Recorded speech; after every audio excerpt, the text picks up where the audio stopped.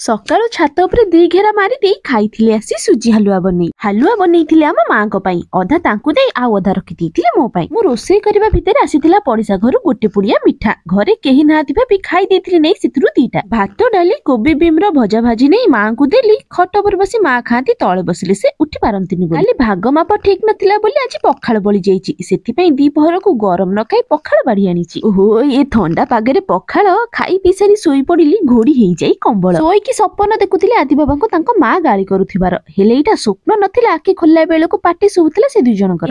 ଏବେ ଆସିଲେ ସେ ମାମୁଁ ଘରୁ ଫେରି ଘରେ ପହଞ୍ଚୁ ପହଞ୍ଚୁ ବାହାରିଥିଲେ ସେ ସାଇକେଲ ଧରି। ଘରୁ ଆମର କେତେ କଣ ସବୁ ଜିନିଷ ଆସିଥିଲା। ହେଲେ ପ୍ରଥମ ନଜର ମୋର ମ୍ୟାଗି ଉପରେ ପଡିଥିଲା। ସନ୍ଧ୍ୟା ବେଳେ କରି ଖାଇବି ବୋଲି ଭାବିଲି। ହେଲେ ମୁଣ୍ଡ ମୋର ବିନ୍ଧା ହେଲେ ଯେ ସେଜରୁ ଉଠି ପାରିନଥିଲି। ୟୁଟ୍ୟୁବ ପତିଦେବେ ଆସି କହିଲେ ଭୋକ ଲାଗିଲାଣି କଣ କରିଛ କିଛି? ବରା କଷା ଦେଇ କହିଲି ବାପା ନିଜେ କରିକି ପଠେଇଛନ୍ତି, ସମସ୍ତେ ଖାଇସାରିଲାଣି, ବାକି ଏତିକି ତମ ପାଇଁ ଅଛି। ନାନା ପଠେଇଥିଲେ କୋବି ତରକାରୀ। ଭିଡିଓ ଭଲ ଲାଗିଲେ ଯାଆନ୍ତୁ ଗୋଟେ ସବସ୍କ୍ରାଇବ କରି। ଜୟ ଜଗନ୍ନାଥ।